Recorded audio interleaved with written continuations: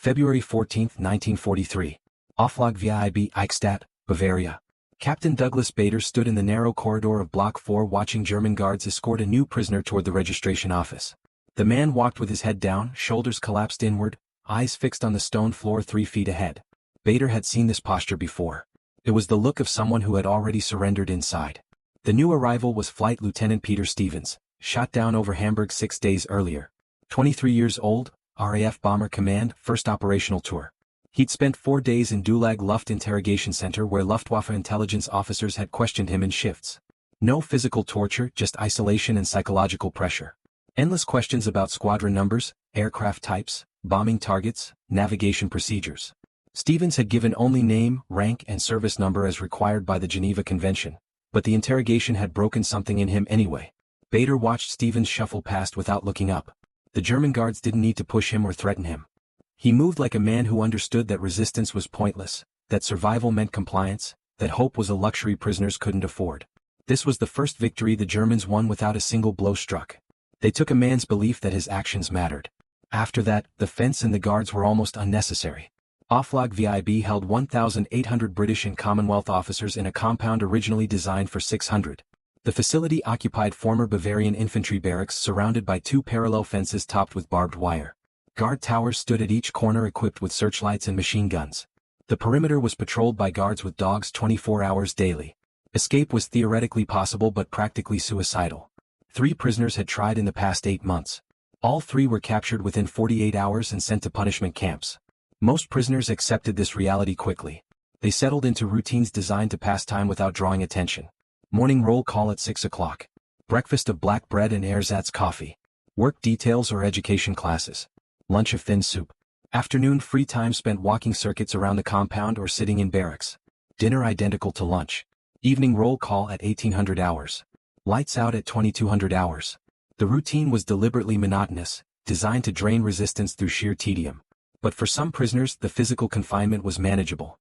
It was the other prison they couldn't endure. The prison inside their own minds where they couldn't escape the knowledge that while they sat safe behind wire, their squadrons continued flying missions without them. Men they trained with were dying. Bombers they'd flown were being shot down. The war continued and they were irrelevant to its outcome. That knowledge was worse than any cell or guard. Bader understood this better than most. He'd been shot down over France in August 1941 during a fighter sweep near Le Touquet. Both artificial legs had been damaged in the bailout. The Germans had allowed the RAF to drop replacement prosthetics during a supply run, a gesture of respect between pilots that would become increasingly rare as the war intensified. But respect didn't change the fundamental situation. Bader was out of the war. Grounded. Useless. He'd spent the first 3 months at Oflag VIIB planning escape attempts with other pilots. They'd dug tunnels, forged documents, studied guard patterns, collected civilian clothing. Bader himself had been caught attempting to escape twice. The second attempt had resulted in a month in solitary confinement and a permanent ban from all sports activities. The Germans considered him a troublemaker, which was correct. But troublemaking had limits. No amount of digging or document forging would put him back in a Spitfire cockpit. The reality was absolute and permanent. The psychological weight of this reality varied among prisoners. Some adapted by constructing elaborate mental defenses. They told themselves the war would be over soon. They focused on survival as their primary contribution. They convinced themselves that staying alive was a form of resistance. Others collapsed into depression, spending hours staring at walls or sleeping 14 hours per day. A few became aggressive, picking fights with fellow prisoners or deliberately provoking guards to create a sense of action and consequence even if those consequences were painful. Flight Lieutenant James Cheshire had developed a different response. He'd been at Oflag VIIB for 11 months, shot down during a photo reconnaissance mission over Wilhelmshaven in March 1942. Before the war, Cheshire had worked as a schoolteacher in Dover specializing in mathematics and logic problems. He taught students how to break complex problems into smaller solvable components.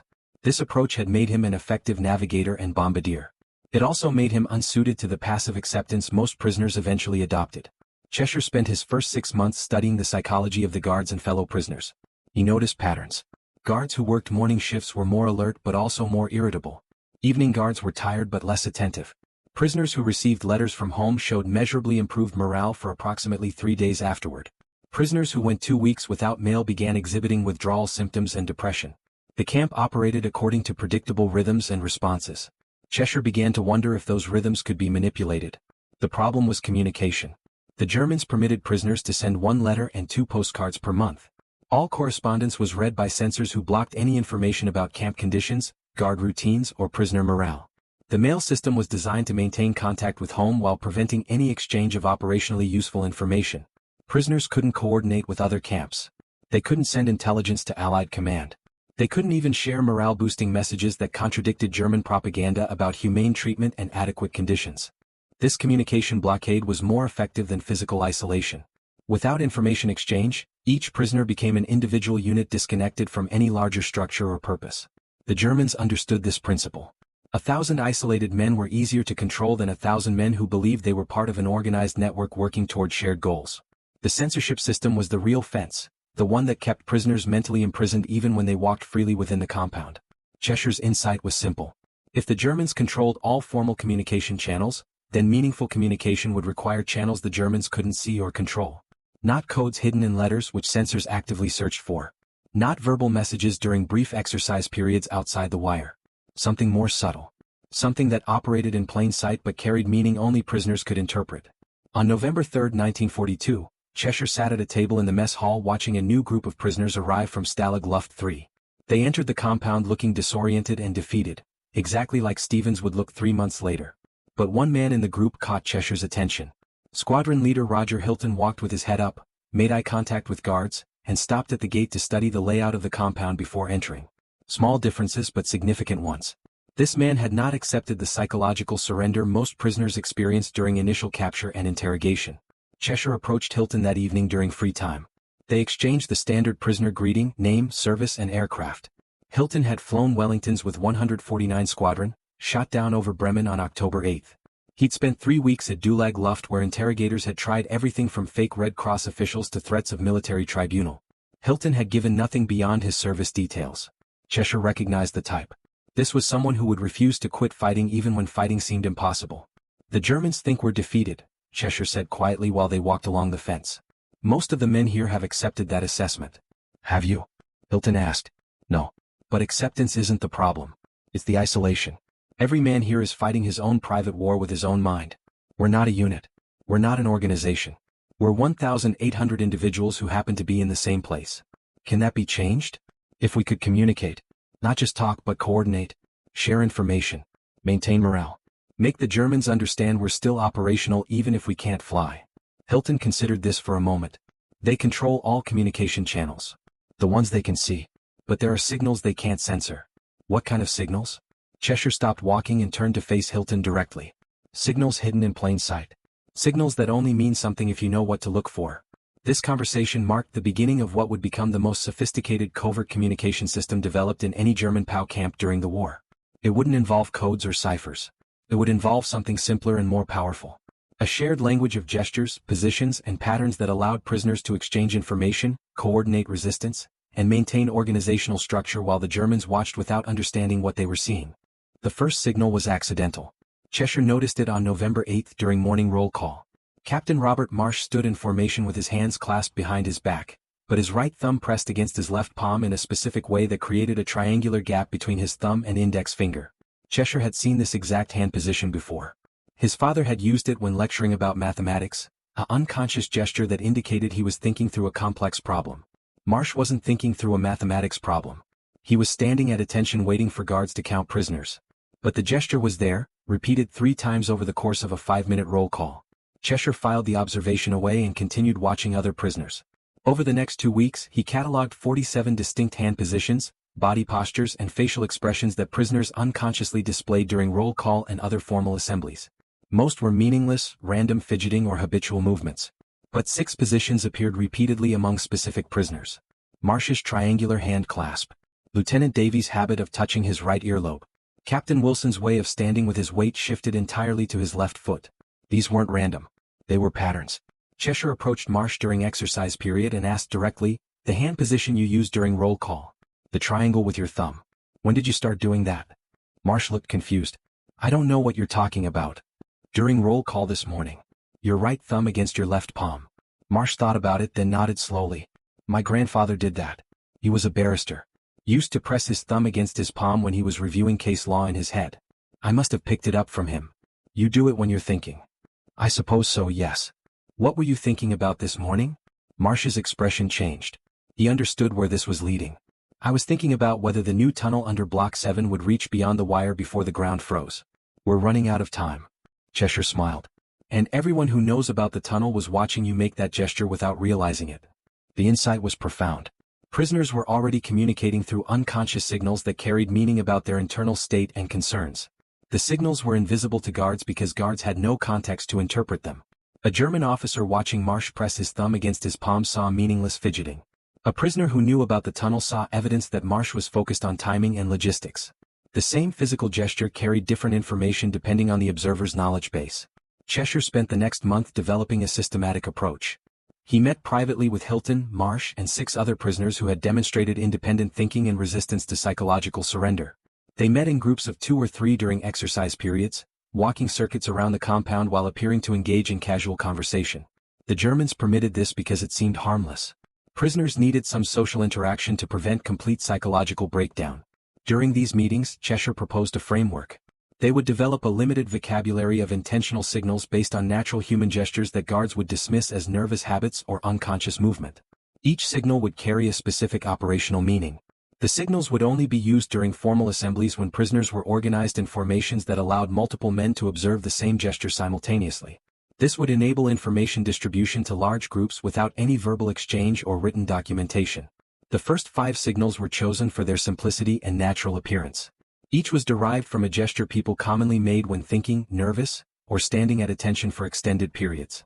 The signals were: Signal 1, right hand behind back, thumb pressed against palm creating a triangular gap.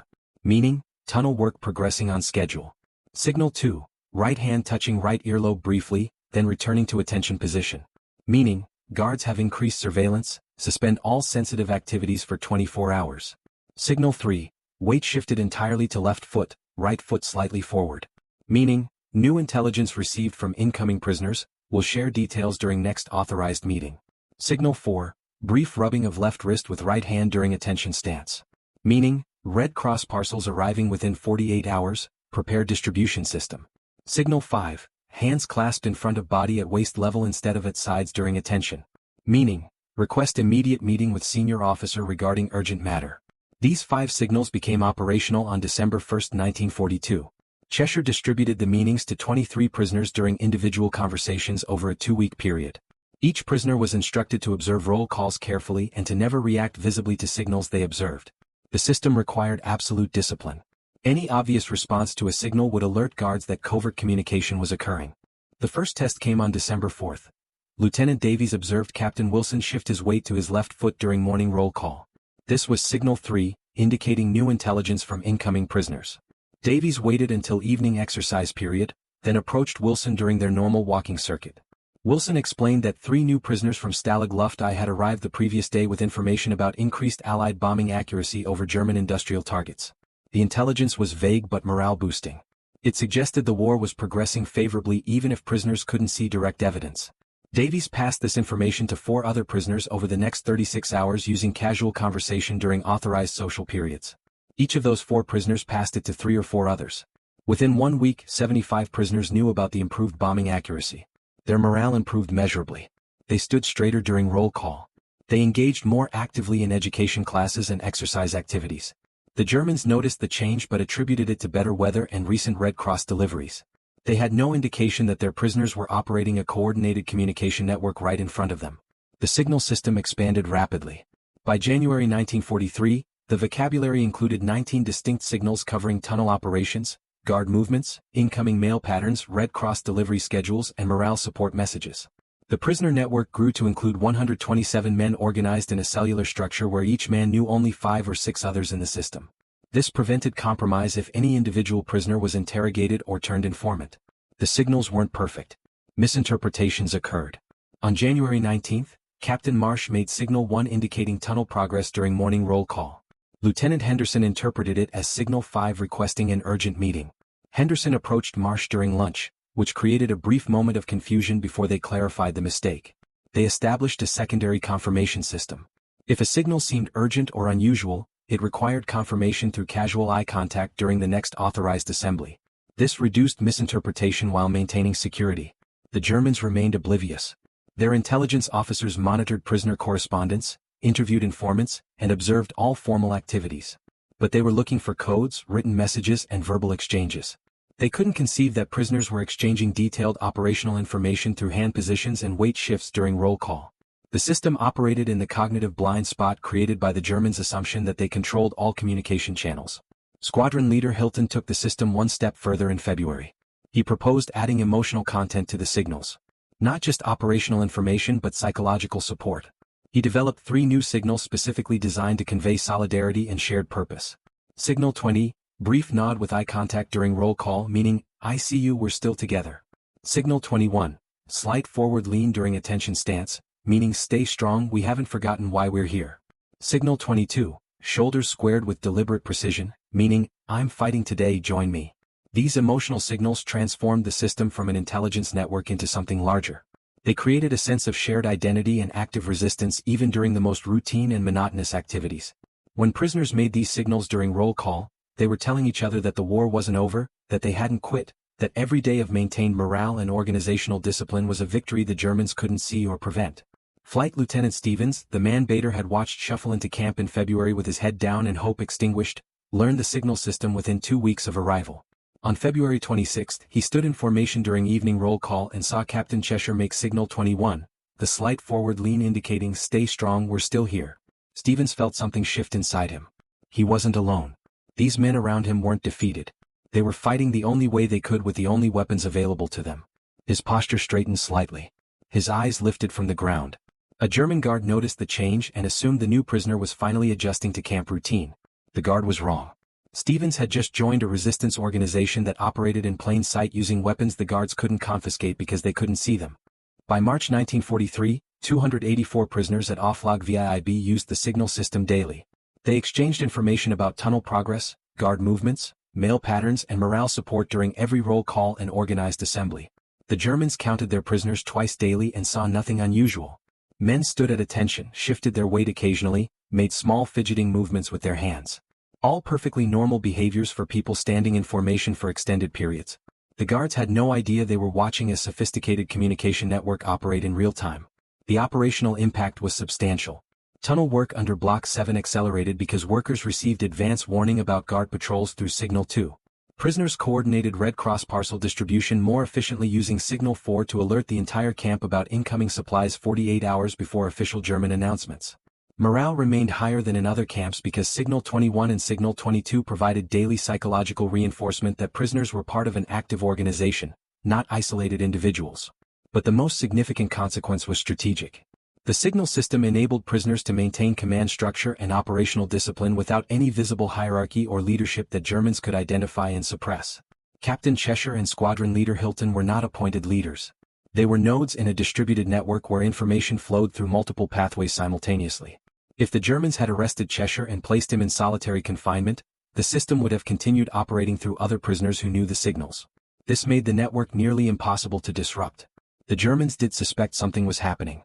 Camp Commandant Oberst Friedrich Mehring noticed that prisoner morale at Oflag VIIB remained unusually high compared to other facilities. Escape attempts occurred more frequently. Organized resistance to routine orders increased gradually. In April 1943, 47 prisoners refused to participate in a work detail claiming illness. Medical examination revealed nothing wrong with any of them. They'd coordinated the protest without any detectable planning or communication. Mehring ordered his intelligence officers to increase surveillance. They monitored all prisoner conversations, opened and read every letter 3 times, interviewed informants weekly. They found nothing. No coded messages, no secret meetings, no written plans. The intelligence officers reported that prisoners appeared to interact normally through authorized channels only. Yet somehow they were coordinating activities that required advanced planning and information distribution. On May 8, 1943, Mehring personally observed morning roll call. He watched 1,800 prisoners stand in formation for 15 minutes while guards conducted head count. He saw the usual fidgeting and small movements. Nothing suspicious. After roll call, he interviewed 4 random prisoners asking them directly how they communicated with each other about camp matters. Each prisoner gave the same answer. They talked during exercise periods and meal times, the only authorized times for social interaction. Mehring couldn't identify any deception in their responses because they were telling the truth. They did talk during authorized periods. They just used those conversations to clarify and elaborate on information they'd already exchanged through signals during roll call. The breakthrough for prisoners came in June when 3 British officers arrived from Stalag Luft III with information about the Great Escape planning underway at that facility. The 3 men knew about the signal system because similar systems had developed independently at other camps. They'd learned the specific signal vocabulary used at Oflag VIIB through coded letters that had somehow passed German censors. During their first week at Eichstätt, they used signals during roll call to communicate their readiness to share intelligence. Cheshire observed Signal 5 during evening roll call on June 14. One of the new prisoners, Wing Commander Douglas Templeton, made the clasped hands gesture requesting an urgent meeting. Cheshire approached him during the next exercise period. Templeton explained that Stalag Luft III was planning a mass escape attempt involving 200 prisoners through 3 tunnels named Tom, Dick, and Harry. The operation required months of preparation including document forgery, civilian clothing manufacture, and precise coordination of tunnel digging with guard rotations. This intelligence changed everything. If prisoners at Stalag Luft III could mount such an ambitious operation, then prisoners at Oflag VIIB could do the same. The signal system provided the communication infrastructure necessary to coordinate complex activities without detection. Cheshire and Hilton began expanding the system to support escape planning operations that would have been impossible under German surveillance using traditional communication methods. But the intelligence from Stalag Luft III also carried a warning. The Great Escape had been discovered by German guards in March 1944. Only 76 prisoners successfully exited through the tunnel before guards found it. All 76 were recaptured within 2 weeks. Hitler had ordered 50 of them executed as punishment for the escape attempt. This was not theater or rumor. It was documented fact confirmed by multiple sources including German officers who quietly opposed the executions. The execution of 50 recaptured POWs violated the Geneva Convention. It also demonstrated that the Germans' tolerance for organized prisoner resistance had limits. If the signal system was discovered and identified as an intelligence network rather than random nervous fidgeting, the consequences for its users could be severe. This added new weight to the operational security requirements. Every prisoner in the network now carried knowledge that could cost not just their own life but the lives of dozens of others if they were compromised under interrogation. The risk created a paradox. The signal system existed to maintain morale and organizational structure under impossible circumstances. But the system itself created new vulnerabilities. Prisoners who used it couldn't acknowledge using it even under torture. They had to maintain the fiction that their hand positions and weight shifts during roll call were unconscious nervous habits. This required extraordinary psychological discipline from men who were already under severe mental strain from prolonged captivity. Flight Lieutenant Peter Stevens faced this challenge directly in August 1943. A German intelligence officer named Hauptmann Werner Scholz had noticed Stevens' dramatic improvement in morale over the previous 6 months. Stevens had arrived broken and hopeless in February. By August, he stood straight during roll call, participated actively in education classes, and showed no signs of depression. Scholz suspected Stevens had received information or support from some source the Germans hadn't identified. On August 17, Scholz pulled Stevens from formation and questioned him privately in the commandant's office. The interrogation lasted 4 hours.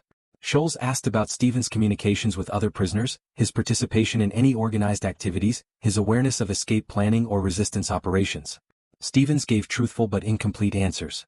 He talked with other prisoners during authorized social periods. He participated in education classes. He knew some prisoners were planning escapes but wasn't personally involved. All factually accurate. Scholz couldn't identify any specific lie or evasion. Then Scholz asked a more precise question. During roll call this morning, you were standing in the 3rd row, 5th position from the left. Captain Marsh stood in the 5th row, 2nd position from the left. He made a gesture with his hand behind his back. You saw this gesture. Your posture changed immediately afterward. Explain. Stevens felt ice slide down his spine. Scholz had observed Signal 1, the tunnel progress indicator. Stevens' reaction had been minimal, just a slight straightening of his shoulders. But minimal was enough for a trained observer watching specifically for reactions to specific gestures. Stevens had 2 options. He could claim he'd noticed nothing and seen no gesture, which would be obviously false since Scholz knew he'd looked directly at Marsh. Or he could acknowledge seeing the gesture but dismiss it as meaningless.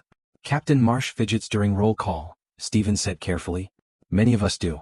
Standing at attention for 15 minutes creates discomfort. I may have adjusted my own posture at roughly the same time he moved his hand. I don't see any connection between his movement and mine. You shifted your weight to your left foot immediately after Marsh made his gesture, Scholz said. This is Signal 3, indicating new intelligence has been received. You were confirming receipt of Marsh's signal by making a reply signal. Stevens kept his face neutral. Signal 3? I don't understand what you mean. I shifted my weight because my right leg was cramping. If you're suggesting there's some significance to how prisoners stand during roll call, then you're seeing patterns where none exist. We're tired, uncomfortable men standing in formation for extended periods. We move because standing still is painful. That's the only explanation. Scholes studied Stevens for a full minute. Then he asked the crucial question. If I brought Captain Marsh in here and asked him the same questions, would his answers match yours? Stevens met his eyes. Yes, because we're telling you the truth. There are no signals. There's no communication system during roll call. We stand at attention. We fidget. We wait to be counted. That's all.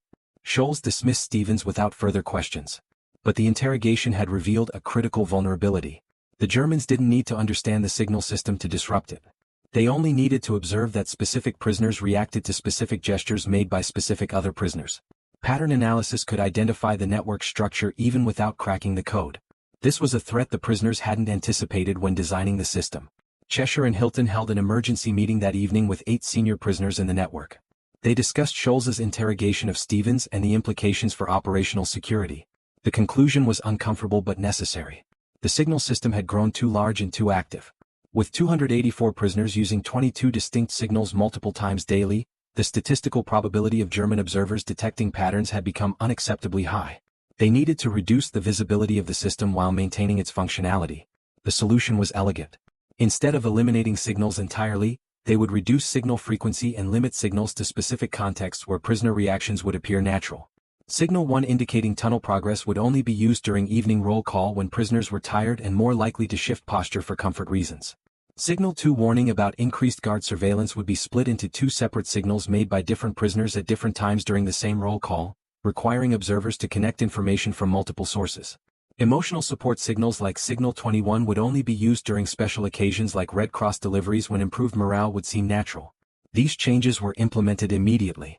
Within 1 week, signal frequency during roll calls decreased by 60%. The remaining signals became harder to detect because they occurred in contexts where prisoner behavior naturally varied. German intelligence officers continued monitoring formations, but the reduced pattern density made their observation efforts less effective. By September 1943, Hauptmann Scholes reported to Commandant Mering that prisoner communication patterns appeared normal and that his earlier suspicion of coded signals was likely incorrect. But the signal system continued operating. Prisoners had learned an important lesson about covert communication under surveillance. The system's power came not from its sophistication but from its restraint. Signals worked because they were used sparingly, embedded in natural human behavior, and distributed across multiple individuals rather than concentrated in a few key communicators. This approach made the system invisible not by hiding it but by making it indistinguishable from the normal background noise of human fidgeting and unconscious movement. The consequence was profound.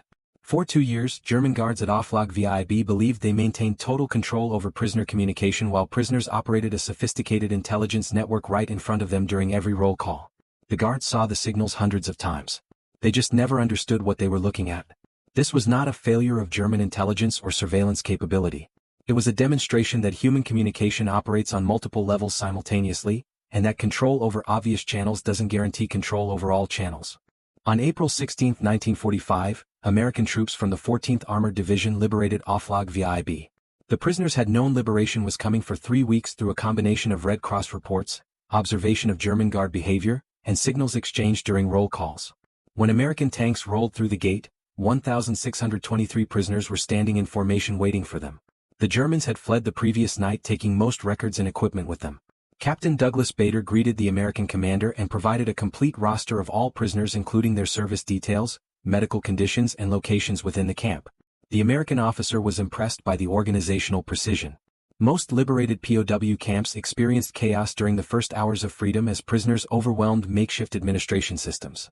At Oflag VIIB, the prisoners had maintained complete organizational structure until the moment of liberation. What the Americans didn't know was that this organizational structure had been maintained through 3 years of operation using communication methods the Germans never detected. The signal system had evolved beyond simple operational coordination to become the foundation of camp governance, morale maintenance, and collective identity.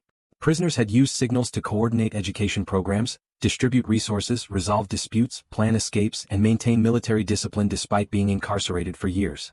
Flight Lieutenant James Cheshire explained the signal system to American intelligence officers during debriefing 3 days after liberation. He demonstrated the 22 primary signals and explained their meanings.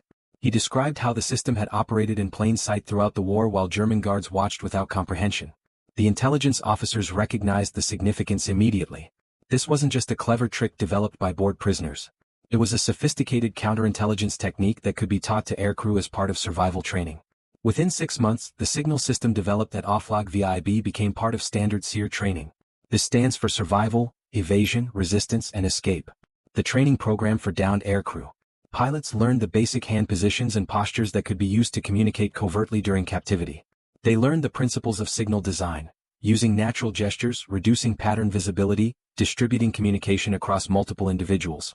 They learned that the most effective resistance often operates invisibly using tools captors cannot confiscate. Squadron leader Roger Hilton remained in the Royal Air Force after the war and eventually became an instructor at RAF Cranwell. He incorporated lessons from the POW signal system into training programs for pilots who might face capture during the Cold War. Hilton emphasized that physical escape from captivity was less important than psychological resistance to demoralization and isolation. The signal system had demonstrated that prisoners could maintain organizational structure and shared purpose even under total surveillance if they understood human communication thoroughly enough. Flight Lieutenant Peter Stevens, the man who'd arrived at Oflag VIIB broken and hopeless in February 1943, became a commercial pilot after the war. He rarely spoke about his POW experience except to note that he'd learned more about leadership and communication during 2 years of captivity than during 5 years of military service. When asked to elaborate, he would explain that most people think communication requires words or documents. But meaning can be transmitted through any channel humans can perceive. The prisoners at Eichstätt had proven this by conducting complex coordination under surveillance that supposedly controlled all communication. The signal system's legacy extended beyond military training. Psychologists who studied POW experiences after the war identified covert communication as a critical factor in maintaining prisoner morale during prolonged captivity.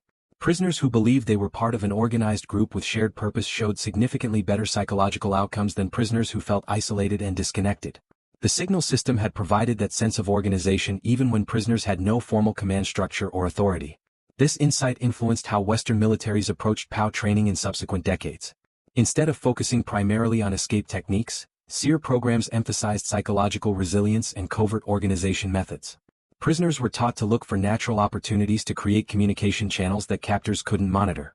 Hand signals during formations, coughing patterns during meals, walking speeds during exercise periods. Any observable human behavior could carry meaning if prisoners established shared interpretation frameworks. The techniques developed at Oflag VIIB proved valuable during subsequent conflicts. American POWs in Vietnam used similar signal systems to maintain organization and share intelligence while under North Vietnamese surveillance. The famous tap code used at Hanoi Hilton Prison was a direct descendant of the gesture-based system developed at Eichstätt. Both systems operated on the same principle: communication channels hidden inside behaviors captors considered too mundane to monitor. Captain Douglas Bader died in 1982. His obituaries focused on his combat record and his defiance of disability. But a lesser-known aspect of his legacy was the support he provided to the signal system at Oflag VIIB. Bader had recognized early that psychological warfare against captivity required weapons guards couldn't see or confiscate. He'd quietly encouraged Cheshire and Hilton in their development of the signal system while maintaining distance to avoid drawing German attention. His contribution was subtle but essential. Without senior officer support, the system might have been dismissed as foolish risk-taking by junior officers. James Cheshire became a mathematics professor at Cambridge after the war. He never published research about the POW signal system. He considered it operational intelligence rather than academic material. But his teaching emphasized pattern recognition and information theory concepts that derived directly from his experience designing covert communication under surveillance. Students who learned these concepts often went on to work in cryptography and intelligence analysis. Cheshire's influence on post-war intelligence methodology was substantial even though it operated through his students rather than his own published work. The physical evidence of the signal system disappeared when prisoners left Oflag VIIB. There were no documents, no training manuals, no written records. The system had existed entirely in human memory and shared understanding. This was both its greatest strength and its greatest vulnerability. The Germans couldn't find what didn't exist as text. But the system also couldn't be easily transferred to prisoners at other camps who hadn't participated in its development. Each camp had to independently discover the principles and develop their own variations.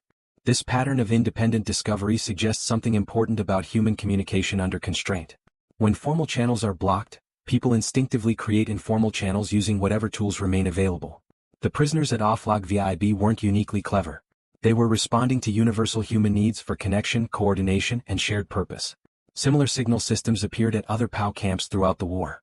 Some were more sophisticated than others. but all operated on the recognition that meaning can be transmitted through any observable channel if participants agree on interpretation frameworks. The final irony of the signal system is that its success depended on the Germans' assumption that they controlled all meaningful communication.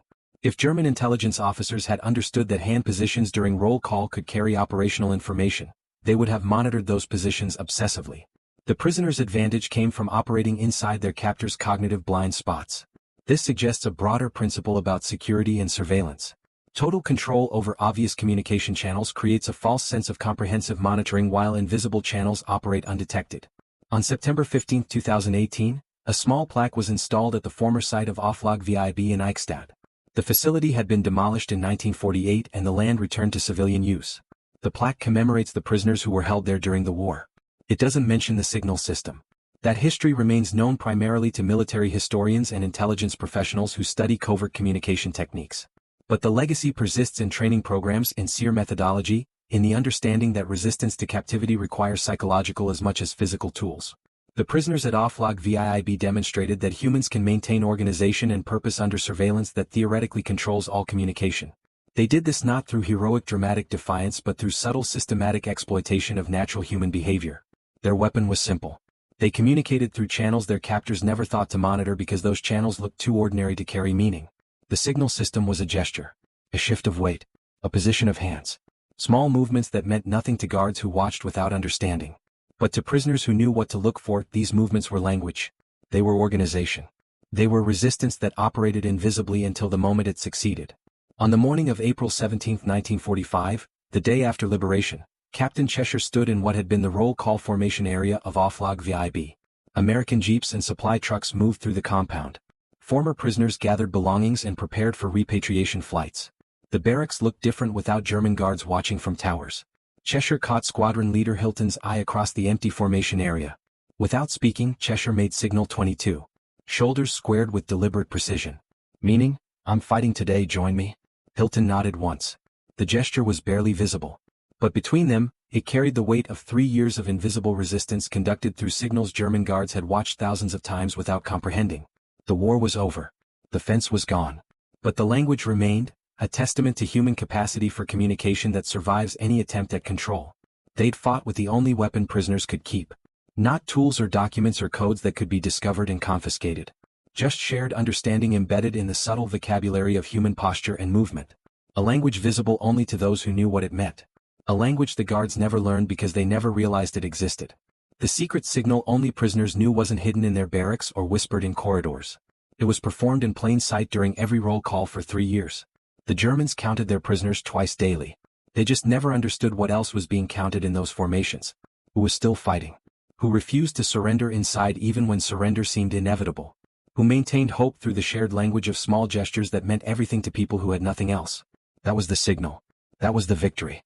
Small and quiet and invisible to anyone who didn't know where to look. But real. And sufficient. And never forgotten.